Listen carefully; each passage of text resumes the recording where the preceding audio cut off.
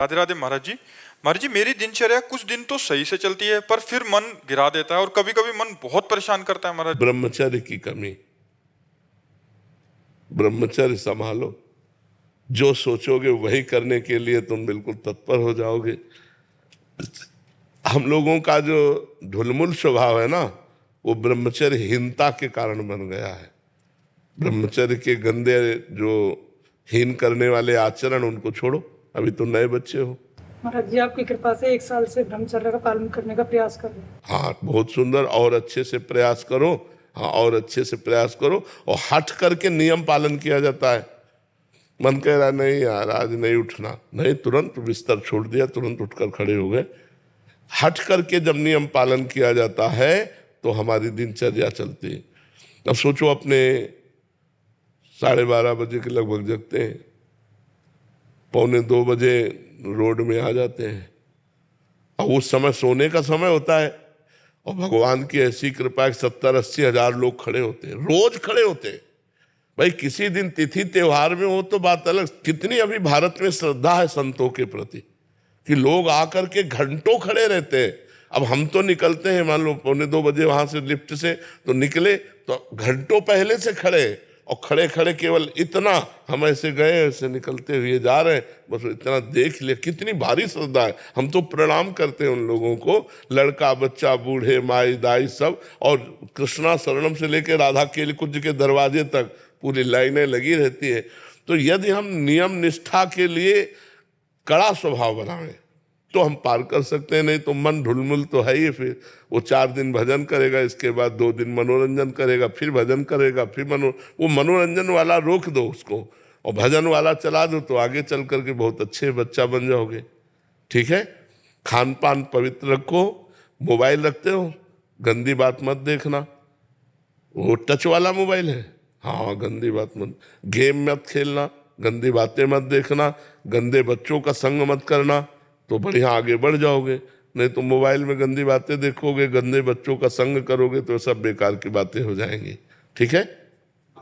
राज जी, ग्वालियर से। हरिवंश। महाराज जी, श्री हरिवंश। महाराज जी, सत्संग सुनने का आधार श्रवण, चिंतन और मनन है। महाराज जी, श्रवण और चिंतन निरंतर हो रहा है, परंतु मनन पर पूर्ण रूप से श्रवण निरंतर नहीं होता, चिंतन और मनन निरंतर होता है। श्रवण तो कुछ समय के लिए होता है ना। श्रवण निरंतर नहीं होता, श्रवण कुछ समय होता है, और उसका चिंतन और मनन ये निरंतर होता है। और उसका भी निरंतर चिंतन मनन नहीं होता, क्योंकि श्रवण जितना किया उसका कुछ क्षण तो चिंतन होगा, फिर विषय चिंतन होने लगेगा। इसलिए हमको नाम लाना चाहिए बीच में, नाम का निरंतर सुमिरन होना चाहिए। जो भगवान का नाम है वो निरंतर पकड़े रहे, और जब श्रवण कर रहे तो श्रवण पर चित्तवृत्ति लगा दी, फिर उसी का मनन कर रहे। मनन और चिंतन एक ही बात है, मनन और चिंतन एक ही बात है, इसमें कोई अंतर नहीं है। क्योंकि वही मन जब संकल्प विकल्प करता है तो मनन करता बन जाता है, और वही जब एक तार चिंतन करता है तो चित्त बनकर चिंतन कर देता है। एक ही अंतःकरण है, जिसे 4 भागों में वृत्ति के कारण विभाजित किया गया। संकल्प विकल्प के कारण मन कहा गया, निश्चय करने के कारण बुद्धि कहा गया, चिंतन करने के कारण चित्त कहा गया, और क्रिया को स्वीकार करने के कारण अहंकार कहा गया। तो एक ही मन 4 भागों में हो गया, मन बुद्धि चित्त अहंकार, ये अंतःकरण एक ही है। तो जो बुद्धि वृत्ति है वो जब निश्चय कर लेती है परमात्मा सत्य है और उसकी प्राप्ति ही परम लक्ष्य है, तब हमारा चिंतन शुरू हो जाता है। और चिंतन वो जो एक तार हो, अभी चिंतन एक तार नहीं होता, वो विक्षेप पड़ता है। तो विक्षेप जो पड़ता है वो विषय के कारण पड़ता है। जो विषय सुख की हमारे अंदर लालसा है भोगने की, उधर हमारी चित्त वृत्ति चली जाती है। यदि हमको गुरु कृपा से ज्ञान हो जाए कि जिन विषयों को हम भोगना चाहते हैं उन विषयों को कोई भोग रहा है, फिर भी अशांत है, अतृप्त है, उसके अंदर सुखानुभूति नहीं, तो हमको गलत मार्ग में अपनी वृत्ति नहीं देनी चाहिए। तो हर वृत्ति को भगवान के नाम में लगाना चाहिए। नाम ऐसा है जो निरंतर हमारा साथी बन सकता है। नाम जपते जपते जैसे ही बुद्धि पवित्र होती है तो उसमें ज्ञान के नेत्र खुल जाते हैं। अपने आप असत वस्तु, जैसे नकली नोट उठाने की इच्छा नहीं होगी। अपने को पता है नकली नोट पड़े हैं, उठाने की इच्छा नहीं होगी। ऐसे ये संसार के हर सुख नकली है, माया के द्वारा रचित है, स्वाप्निक है। स्वाप्निक माने नकली ही। उमा कहूँ मैं अनुभव अपना, सत हरिभजन जगत सब सपना। ये स्वाप्निक है संसार के सुख। तो जब ये ज्ञान हो जाएगा, प्रवचन कर लेना, सुन लेना, ये अलग बात है, इसका अनुभव होना, तब हमारा मन इनसे हट करके एक तार भगवान की तरफ जाने लगेगा। तो हमको हट करके नाम जप में निरंतरता बनानी है। बिना हट के मन नहीं मानता है। हमें सुख मिले ना मिले, हमें लाभ मिले ना मिले, हमें शांति मिले ना मिले, हमको हट करके नाम जप करना है। जब ऐसा कोई हठी नाम जप करता है तो नाम जप का फिर अभ्यास बन जाता है, और जब नाम जप चलता है तो फिर आनंद की धारा खुलती। जो चाहे वो प्राप्त कर सकता है, ऐसा नाम रूपी धन है। बिना नाम धन के कोई भी आध्यात्मिक उन्नति नहीं हो सकती। चाहे किसी भी मार्ग का पथिक हो, उसको नाम जप करना ही पड़ेगा। समझ रहे हैं आप? महाराज जी, मेरा ये प्रश्न ये भी था कि जैसे हम लोग संसार में रहते हैं और आपके सानिध्य से ये पता पड़ा साध्य हमारा भगवत प्राप्ति है, तो साधन पे हम कैसे अड़िग रहे? कई बार क्या होता है, उतार चढ़ाव का समय भी ऐसा आता है, विफलताएं भी आती है, उतार चढ़ाव आता है, तो उस वक्त ऐसे अड़िग रहे? क्योंकि शास्त्र भी ये प्रमाणित करता है, अथा तो ब्रह्म जिज्ञासा। तो उस संदर्भ में नहीं, अथातु ब्रह्म जिज्ञासा का मतलब अब मैं ब्रह्म जिज्ञासा करता हूँ, जानना चाहता हूँ उस ब्रह्म को। तो ब्रह्म को जानने के लिए ब्रह्म है सम और संसार है विषम। तो जब संसार को लक्ष्य बनाओगे तो हानि लाभ, जय पराजय, सुख दुख, मान अपमान, निंदा स्तुति, ये मिलेगी। तो आप दुखी होंगे, सुखी होंगे, हर्षित होंगे, शोकित होंगे। मान मिला हर्षित हो गए, अपमान मिला शोकित हो गए, जय हुई सुखी हो गए, पराजय हुई दुखी हो गए। और यदि आप ब्रह्म की वृत्ति धारण किए तो ब्रह्म है सम। आप सुख में भी सम और दुख में भी सम, क्योंकि आपको दोनों को पता है, दोनों ये नाशवान है। सुख भी नाशवान है और दुख भी नाशवान है। यहाँ की जय भी पराजय है और पराजय भी जय है, इनका कोई अर्थ नहीं है। आप चाहे जितने बड़े पदाधिकारी हो, शरीर छूटा फिर क्या है? आप जब शरीर ही छूट गया तो आपकी सब विद्या गई और सब पद गया, सब धन दौलत गई, सब मकान, मित्र, परिवार, अधिकार सब चला गया, तो मिथ्या ही तो है। एक बार महाराज जनक जी शैया में सोए हुए थे, तो उन्होंने स्वप्न में देखा कि वो बहुत गरीब हो गए, भूख के मारे व्याकुल हो गए। किसी तरह उन्होंने कुछ दाल चावल मांगे और उसे मिट्टी की हाड़ी में पका रहे थे। वो पकने वाली ही थी कि दो सांड लड़ते हुए आए और वो सब खिचड़ी नष्ट हो गई। और वो ऐसे व्याकुल हुए, पूछो जो ही व्याकुलता हो, इसमें आँख खुली तो देखा राजा का वैभव। उनका ये सत्य कि वो सत्य। सभा में आए बड़े बड़े विद्वान बैठते थे, उनसे पूछा ये सत्य कि वो सत्य। अब ये और वो का तात्पर्य कोई जाने तो उसका निर्णय करे। उनका भाव था ये सत्य जो देख रहा हूं या जो स्वप्न में देखा वो सत्य। अब बड़े बड़े विद्वान इसका उत्तर नहीं दे पाए। तो महामुनि अष्टावक्र मुनि, अभी नवीन अवस्था थी, अपने पिता को मुक्त कराने के लिए राजा के जनक जी के दरबार में आए। सबने हंसी की। तो पहले ही उन्होंने कहा कि हमने तो सुना था जनक का दरबार ज्ञानियों का दरबार है, यहाँ तो हमको सब चमड़े की पहचान और मांस की पहचान करने वाले दिखाई दे रहे हैं। तो उन्होंने कहा कि ऐसा आप कैसे कह सकते हैं? विद्वानों ने कहा। तो बोले हंसे क्यों आप लोग? तो बोले आप 8 जगह से टेढ़े। तो बोले हाँ, हमारे स्वरूप को देखा क्या? हमारे शरीर को देखा तो शरीर में क्या है? चाम हड्डी मांस। तो यही चीज देखने वाले आप लोग हो। आप लोग ज्ञानी तो हो नहीं, क्योंकि ज्ञानी स्वरूप देखता है, शरीर नहीं। अब सबके होश उड़ गए कि बालक कोई साधारण नहीं। तो जनक जी से कहा हाँ जनक बोल, तेरा क्या प्रश्न है? तो उनका ये सत्य कि वो सत्य। बोले ना ये सत्य ना वो सत्य। जब तू जागृत में था अपने को राजा देख रहा था, थोड़ी देर में स्वप्न में गया तो भिखारी देखा, सब कुछ दुखमय लगा। लेकिन जब जगा तो फिर राजा देखा।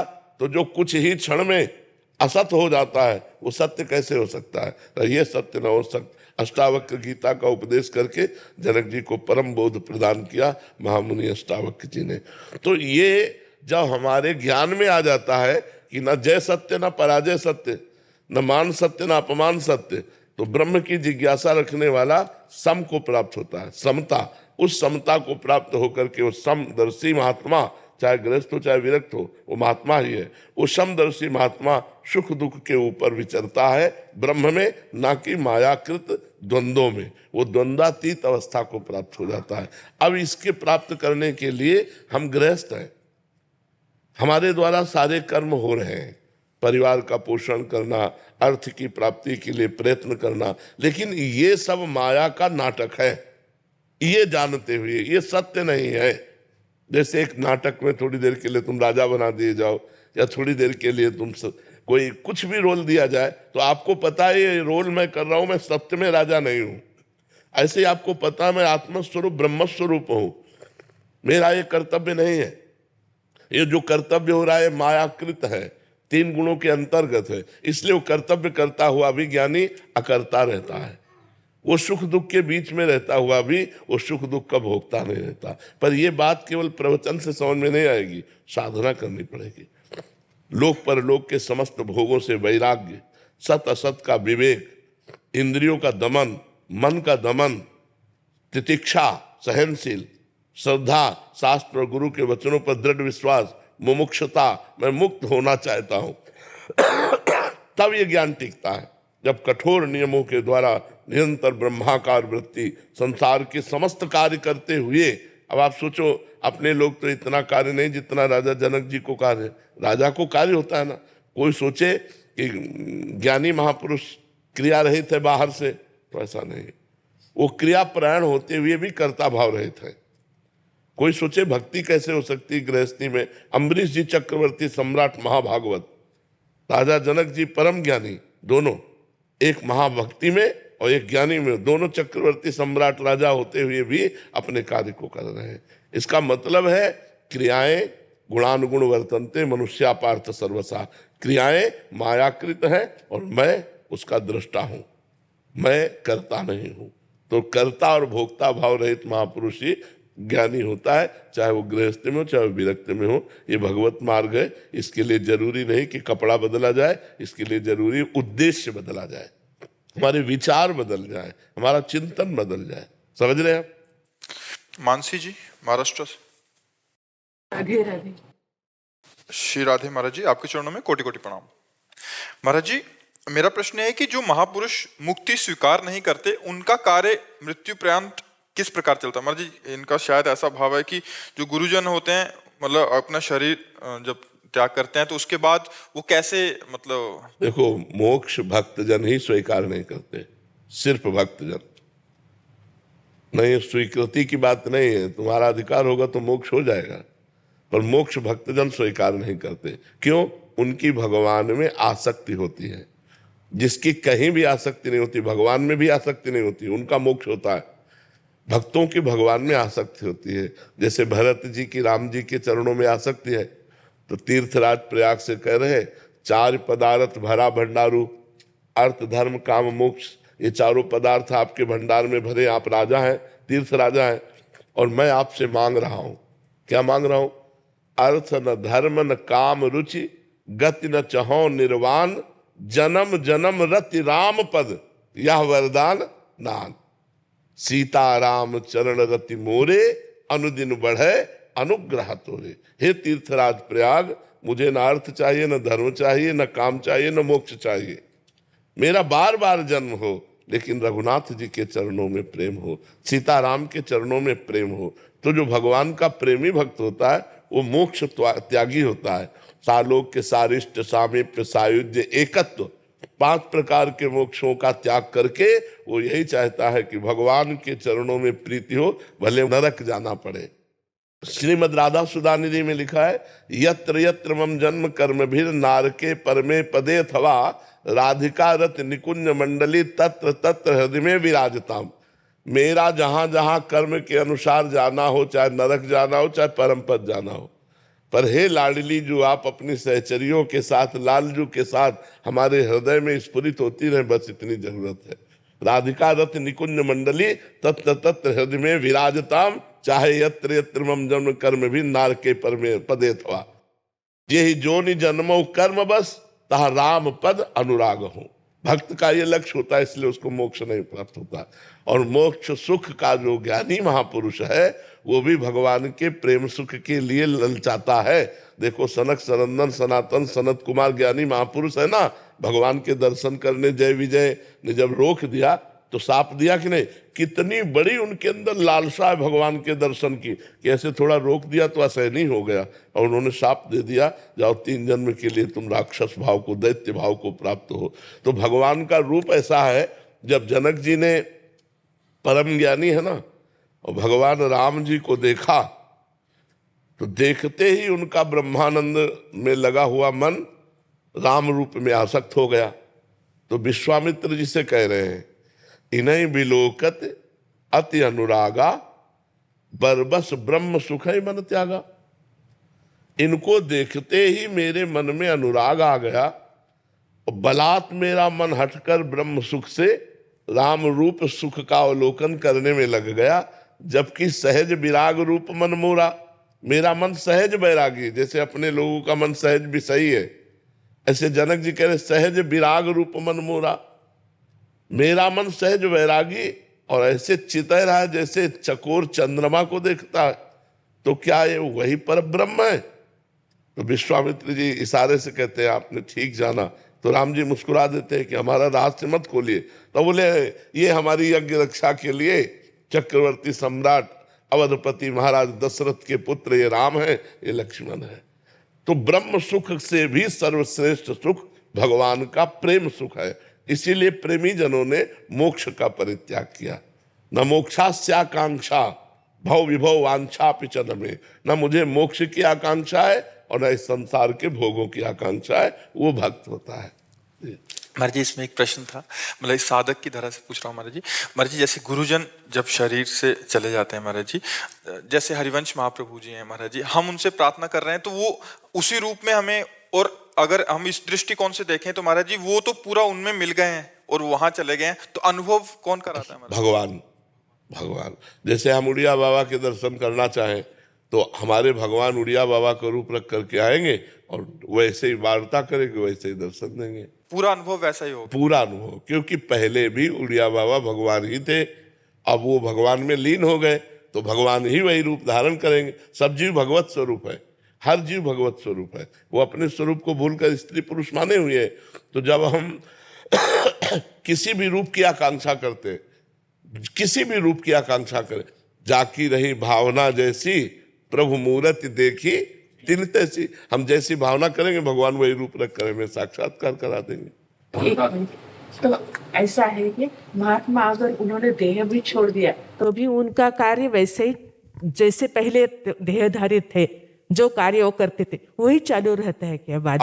भगवान के निज धाम में जाकर के उनको सेवा मिलती है, जिस भाव की सेवा करते, जैसे मान लो दास्य भाव में रहे तो दास्य भाव की सेवा मिलेगी, सख्य भाव रहे तो सख्य भाव की सेवा मिलेगी, वात्सल्य भाव में रहे तो वात्सल्य भाव की सेवा मिलेगी, सहचरी भाव, गोपी भाव, जिस भाव की उनके अंदर प्रधानता रही है वही भाव में उनको वहां जाकर के सेवा मिलेगी। और जिस धाम के इष्ट के आसक्ति में रहे उसी धाम में जाएंगे। जैसे राम रूप में आसक्ति है तो साकेत धाम जाएंगे, भगवान श्री गोपी वल्लभ के रूप में आ सकते हैं तो गोलोक धाम जाएंगे, राधा वल्लभ के रूप में आ सकते हैं तो निकुंज धाम जाएंगे, शिव रूप में आ सकते हैं तो कैलाश धाम जाएंगे। ये सब भगवान के दिव्य धामों में जाकर अपने अपने आराध्य देव को जिस भाव से लाल लड़ाते थे वही सेवा उनको मिल जाती है। पर वो शरीर चिदानंदमय होता है, वो मरने जीने वाला, खाने पीने वाला, सोने जागने वाला, घटने बढ़ने वाला नहीं होता। अपरिवर्तनशील जैसे सच्चिदानंद भगवान का दे, ऐसे वो भाव दे में सच्चिदानंद दे से सच्चिदानंद भगवान की सच्चिदानंद में भावों के द्वारा सेवा करते हैं। करण जी बठिंडा पंजाब से। राधे राधे। राधे राधे महाराज जी। महाराज जी जीवन का रहस्य क्या है? भगवत प्राप्ति। भगवत प्राप्ति का स्वरूप है हमारा स्त्री पुरुष भाव मिट जाए, देह भाव मिट जाए और हम जो हैं वो अनुभव हो जाए। आप कै साल के होंगे? 43 43 साल में 3 सेकंड भी अपने से मिले हो कभी? ईमानदारी से बताओ। यही भूल मिटानी है, यही जीवन का रहस्य है कि 43 साल से इस शरीर में रह रहे हो और 3 सेकंड के लिए भी कभी अपने से बात नहीं की, अपने से नहीं मिले, अपने स्वरूप की तरफ नहीं झांका। यही भूल मिटाने के लिए मनुष्य शरीर मिला है। तुम देह नहीं हो, तुम देहधारी नहीं हो, तुम अव्यक्त चैतन्य घन परमात्मा स्वरूप हो। लेकिन क्या है तुम्हें बोध है? नहीं बोध है, नहीं जानकारी। इसी जानकारी के लिए हमें मानव देह मिला है, इसी रहस्य के समझने के। या रहस्य रघुनाथ कर बेग न जाने कोई, और जो जाने रघुपति कृपा तो सपने मोह न हो। तो गुरु चरणों का आश्रय लेकर उनके द्वारा बताई हुई साधना जब की जाती है तो ये भ्रम मिट जाता है और जीव परमानंदमय हो जाता है। हमारा स्वरूप ही है भगवान, भगवत स्वरूप जीव है। जो जीव है अयम आत्मा अहम ब्रह्मास्मि, असलियत में। पर हम लोग नकली में फंस गए, अपने स्वरूप को भूलकर स्वाप्निक देह, स्वाप्निक प्रपंच, स्वाप्निक माया सुख, स्वाप्निक उन्नति अवनति, इसी में पूरा जीवन लग गया। फिर जब मर गए सब फिर छूटा, फिर नई योनि प्राप्त हुई। तो मनुष्य योनि मिली है अपने स्वरूप का बोध प्राप्त करने के लिए, भगवत तत्व का ज्ञान प्राप्त करने के लिए, भगवत प्रेम प्राप्त करने के लिए। इसके लिए लग जाओ तो जीवन सार्थक हो जाए। साधन धाम मोक्ष कर द्वारा, पाए न जे परलोक संहारा, सो परत्र दुख पावई, सिर धुनि धुनि पछताए, काल ही कर्म ही ईश्वर ही मिथ्या दोष लगाए। ये मनुष्य शरीर मिला साधना करने के लिए। अब कलिकाल में देखो कैसी बुद्धि भ्रष्ट होती जा रही है कि नए नए बच्चे ब्रह्मचर्य का ज्ञान ही नहीं है। बॉयफ्रेंड गर्लफ्रेंड, गंदी बातें, बेविचार, इसमें फंस रहे हैं। जहां पवित्र आहार, पवित्र विचार, पवित्र चिंतन, वहां अपवित्र आहार, अपवित्र विचार, अपवित्र क्रियाएं नहीं हो रही। अब कैसे हो जानेंगे हमारे मनुष्य शरीर का क्या रहस्य है? वो डिप्रेशन में पहुंचेंगे, आत्महत्या की सोचेंगे, नाना प्रकार के कुमार्गगामी प्रवृत्तियों में फंसकर अपना सर्वनाश करेंगे। मनुष्य जीवन का रहस्य है शास्त्रवेत्ता ब्रह्म ऋषियों की शरणागति। जो शास्त्र के पारगामी विद्वान हो और ब्रह्म तत्व का बोध हो, ऐसे संतों का संग, तो हमारे जीवन का रहस्य प्रकाशित हो जाए। क्योंकि वो हमको बताएंगे ना हमारा मार्ग क्या है, हम कैसे चलें, हम कैसे अनुभव करें। हम उन संत की शरण में पूर्ण रूप से अपने आप को दे दें तो बात बन जाए। और पहले हमारी भारतीय परंपरा भी यही थी कि बाल्यावस्था से यौवन अवस्था के प्रवेश तक गुरुकुल में वास होता था। तो गुरुजी जो वहाँ के व्यास होते थे, वहाँ के अधिपति होते थे, वो उनकी जीवनचर्या सिखाते थे। तो सबको ब्रह्मचर्य से रहना पड़ता था, सबको शास्त्र सम्मत आचरण करना पड़ता था। तो सब गृहस्थ में जाते हुए भी, गृहस्थ में रहते हुए भी सब ज्ञानी महात्मा होते थे। लड़का बच्चा घर परिवार होते हुए भी वो विरक्त होते थे, अंदर से अनासक्त होते थे। तो मनुष्य जीवन का यही रहस्य है कि हम अपने स्वरूप को जान जाएं।